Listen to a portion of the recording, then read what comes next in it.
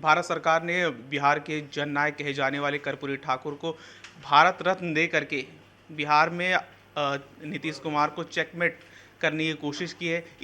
इसी मुद्दे पर हमारे साथ बात करने के लिए मैक्स महाराष्ट्र के कार्यकारी संपादक मनोज भोयर जी मौजूद है। क्या आपको लगता है कि इससे बिहार में भाजपा जो अति पिछड़ा और पिछड़ा जातियाँ हैं उसको अपने पाले में करने में कामयाब हो जाएगी?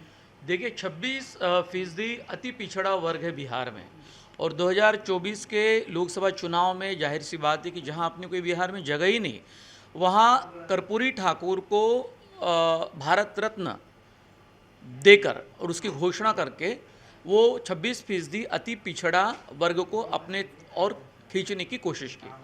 अब बिहार में बीजेपी का कोई अस्तित्व नहीं है, लेकिन बिहार ये लोकसभा चुनाव के मद्देनज़र बहुत महत्वपूर्ण राज्य है। ऐसे जगह पे अगर 400 के आगे लोकसभा चुनाव में उनको अगर सीटें अपनी जीत के लानी है, तो जाहिर सी बात है कि उस राज्य में आपको पेनिट्रेट करना होगा, धीरे धीरे आपको जाना होगा।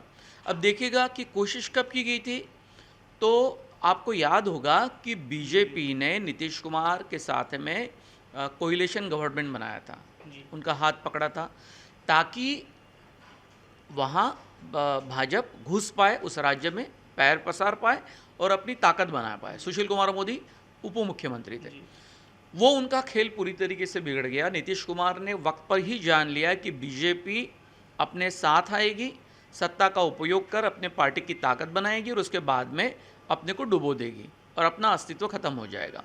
ऐसा एक बार नहीं 2 बार किया गया, लेकिन वो नीतीश कुमार की ज़रूरत थी तब तक किया, लेकिन बाद में लालू प्रसाद यादव के साथ में वो जुड़ गए। अब लालू प्रसाद यादव के साथ में जुड़ गए तो दोनों का वोट बैंक एक ही है, ये हमेशा हर राज्य में देखा जाता है। तो वो वोट बैंक का जो गणित है वो भी बिगड़ गया। कर्पूरी ठाकुर ये दरअसल उनके पुत्र को भी 2 बार राज्यसभा में उन्होंने भेजा था, उनका नाम है रामनाथ, और रामनाथ को 2 बार राज्यसभा में भेजने के बाद में उनको ये लगता था कि अति पिछड़ा वर्ग के साथ में मैं हूँ। ऐसा क्यों लगा? तो कुर्मी समाज के नीतीश कुमार मुख्यमंत्री है, लेकिन जातिगत जो जनगणना की गई बिहार में, उसमें ये था कि हर कास्ट को जाना पहचाना जाए, उनकी संख्या कितनी है उस राज्य में। तो उसमें पता चला कि नीतीश कुमार जिस जात से आते हैं कुर्मी, उसकी संख्या ही कम है, तो वो कम है ये पता चला। तो बीजेपी ने क्या किया कि बीजेपी ने कुर्मी समाज पे उन्होंने जो कॉन्सेंट्रेट किया था, क्योंकि मुख्यमंत्री है, चेकमेट करना है चुनाव में, तो उन्होंने पिछड़ा जाति के लोगों पर ज़्यादा फोकस किया। तो उसको हम अदर बैकवर्ड क्लासेस कहते हैं, इतर मागास वर्गीय लोग। अब जो कर्पूरी ठाकुर जिस जननायक कहा जाता है, जो परंपरा है उनकी, जो विरासत उनको मिली है लोहिया से और बाकी लोगों से, मधु दंडवत, लिमये, तो उसमें आपको ये पता चला होगा कि एक बहुत बड़ा तबका है बिहार में कि जो कर्पूरी ठाकुर को मानता है आज भी। हालांकि वो 2 बार ही मुख्यमंत्री बने और बड़ा छोटा काल था उनका, छोटा टर्म था, लेकिन उन बहुत कई सालों तक वो विधायक रहे, विरोधी पक्ष के विपक्ष के नेता रहे, तो उनका एक अपना महात्म्य बिहार के राजनीति में। अब देखिएगा कि जो जन्म शताब्दी महोत्सव है कर्पूरी ठाकुर को बड़े जोरों शोर से मनाया जा रहा है, और पूरे बिहार में केंद्र की ताकत लगाकर वो गांव कस्बे तक पहुंचना चाहते, ताकि जो पिछड़ा वर्ग है, जो आज बीजेपी के साथ में नहीं है, उसको वो जोड़ना चाहते ताकि चुनाव में लोकसभा फायदा हो। अब इसमें कुछ मुद्दे, जैसे मैंने कि 26% अति पिछड़ा वर्ग दलित है, दलित वर्ग है, जातीय गणना जो की गई थी, जाति न्याय जनगणना, तो वो करके बिहार के राजनीति में नीतीश कुमार बीजेपी के आगे जाना चाहते थे, एक कदम आगे थे।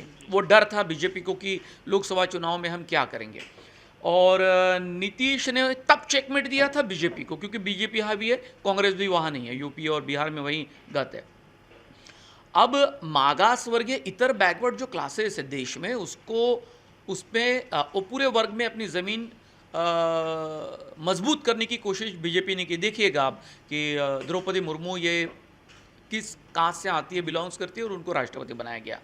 फिर आपने देखा होगा कि आज के तारीख में दलित और ओबीसी, अदर बैकवर्ड क्लासेस किसके पास में? नीतीश कुमार के साथ, उसके आश्रय वो राजनीति करते आई। लेकिन लोकसभा चुनाव में और उनके अपने विधानसभा में भी उनके जो वोट परसेंटेज था पिछले चुनाव में घट गया था।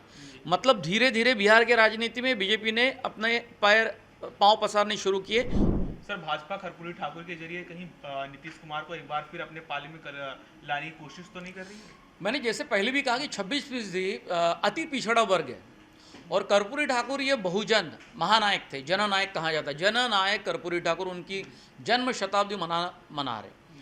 तो ये अब राज्य तो नीतीश कुमार जी का है बिहार में, लेकिन केंद्र के कई ऐसी योजनाएं होती है कि अगर केंद्र में कोई निर्णय हो तो उसका इम्प्लीमेंटेशन बीजेपी के कार्यकर्ताओं द्वारा भी किया जा सकता है या जो सरकारें हैं उनके साथ में मिलकर। तो बीजेपी बेसिकली बिहार में अपने आप को, पार्टी को, कार्यकर्ताओं को मजबूत करने की कोशिश क्यों कर रही है? क्योंकि उनका एजेंडा कि 400 के आगे वो लोकसभा चुनाव में अपनी सीटें जीत कर लाए। अब बिहार में आपने देखा होगा कि 2 बार ऐसे प्रयास किए गए, नीतीश कुमार के साथ में उनकी सरकार थी लेकिन वो जमी नहीं। कहीं टंटा बखेड़ा हुआ, कहीं विवाद हुआ, तो दोनों की पटरी कभी एक पटरी पे दोनों कभी आए नहीं। फिर लालू प्रसाद यादव के साथ में उन्होंने गठबंधन किया। अब सवाल ये है कि अचानक कर्पूरी ठाकुर को मरणोपरांत ये भारत रत्न क्यों दिया जा रहा है, उसकी घोषणा क्यों हुई?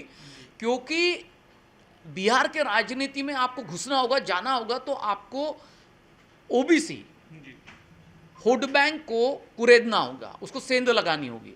जो आज के तारीख में नीतीश कुमार के साथ में, उसी वोट बैंक को अगर आपको अपने पाले में लेना है तो आपको ऐसी चीजें करनी पड़ेगी जो ओबीसी वोट बैंक को प्रभावित करे।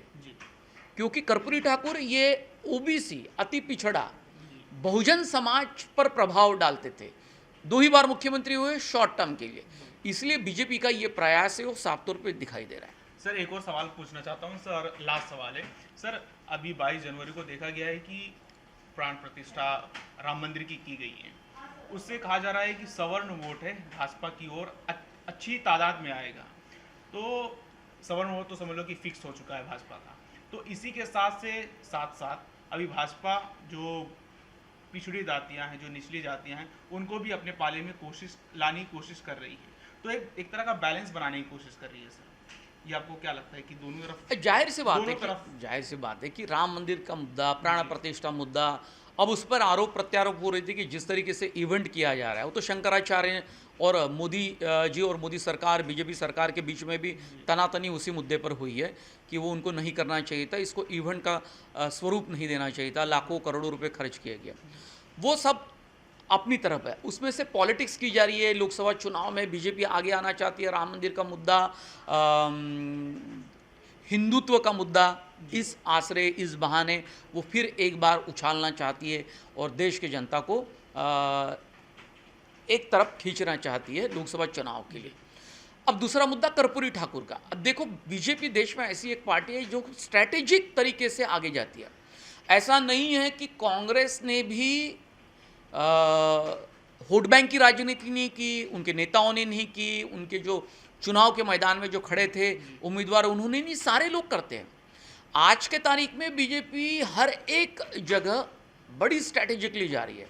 80 के आसपास वेस्ट बंगाल में विधायक उन्होंने चुन के लाए, मतलब वो ऐसे ही नहीं लाए।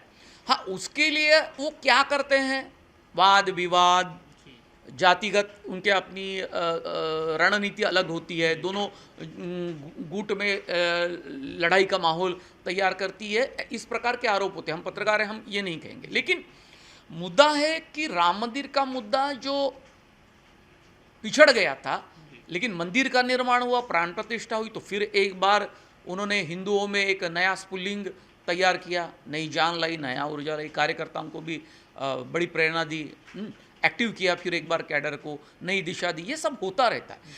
लेकिन बिहार के राजनीति की अगर हम बात करें तो वहाँ कर्पूरी ठाकुर को उन्होंने भारत रत्न की, भारत सरकार ने घोषणा की भारत रत्न की, ये बहुत बड़ा सम्मान कर्पूरी ठाकुर के लिए है। लेकिन उसके आश्रय उनका अपना एक राजनीतिक दिमाग भी काम कर रहा है कि लोकसभा चुनाव में ऐसे एक पिछड़े जाति के, पूरे जनजाति के लोगों को प्रभावित किया जाए और उनको ये बताने की कोशिश की जाए कि बीजेपी हमारे साथ में, आपके साथ में है और आपको साथ लेकर बीजेपी आगे की राजनीति करना चाहते हैं और इसलिए लोकसभा चुनाव में आप हमें वोट दीजिए। ये गाहे बगाए बताना होता है, किसी न किसी का आधार लेना होता है, तब जाके आप ये कर पाओगे, अदरवाइज ये हो नहीं पाता है राजनीति में। तो आपने इसके पहले भी देखा है। ओके, धन्यवाद सर। तो आप इस वीडियो के बारे में क्या सोचते हैं, कमेंट कर जवाब दें और वीडियो को शेयर करना ना भूलें।